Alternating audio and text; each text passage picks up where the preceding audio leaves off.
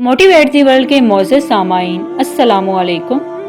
नाज़रीन गिरामी, ज़िंदगी के तूफ़ानों का मुकाबला करने के लिए एक बेहतरीन असूल ये है कि कैसी ही मुसीबत और मुश्किलात का सामना क्यों ना हो, कैसे भी मायूस कुन सूरत हाल क्यों ना हो, लेकिन आप अपने ज़हनी और कल्बी सुकून को हमेशा बरकरार रखें और इस बात से बिल्कुल ना घबराएं कि आपके लिए कोई मुश्किल खड़ी हो सकती है, बल्कि अपने आप को हौसला दें, हिम्मत ना हारें, क्योंकि घबराने से कोई मुश्किलात, कोई मसाइब हल नहीं होते, अलबत्ता इसका नुकसान बहुत ज़्यादा है।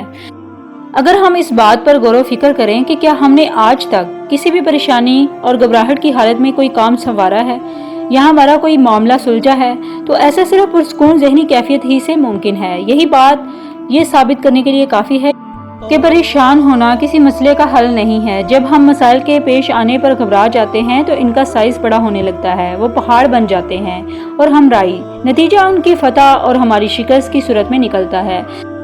लेकिन जब हम मसाइल की आंखों में आंखें डालकर देखते हैं तो फिर वो छोटे होना शुरू हो जाते हैं और हम बड़े, जिसके नतीजे में हम उन पर गालिब आ जाते हैं। कुरान पाक की सूरत अल इमरान की आयत नंबर 139 में है, और तुम हिम्मत न हारो और न गम करो और तुम ही गालिब आओगे अगर तुम ईमान रखते हो।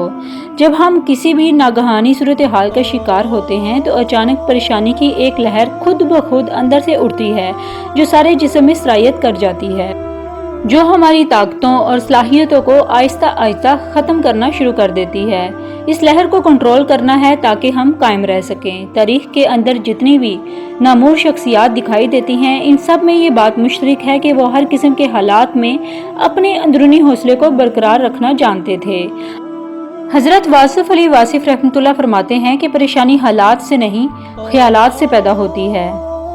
उम्मीद करती हूँ आपको मेरी ये वीडियो पसंद आई होगी। मज़ीद वीडियो के लिए हमारा चैनल ज़रूर सब्सक्राइब कीजिएगा और हमारी वीडियो को लाइक और शेयर करना ना भूलिएगा। आप सबकी समातों का बहुत शुक्रिया। अपना और अपने प्यारों का बहुत ख्याल रखिएगा। अल्लाह हाफिज़।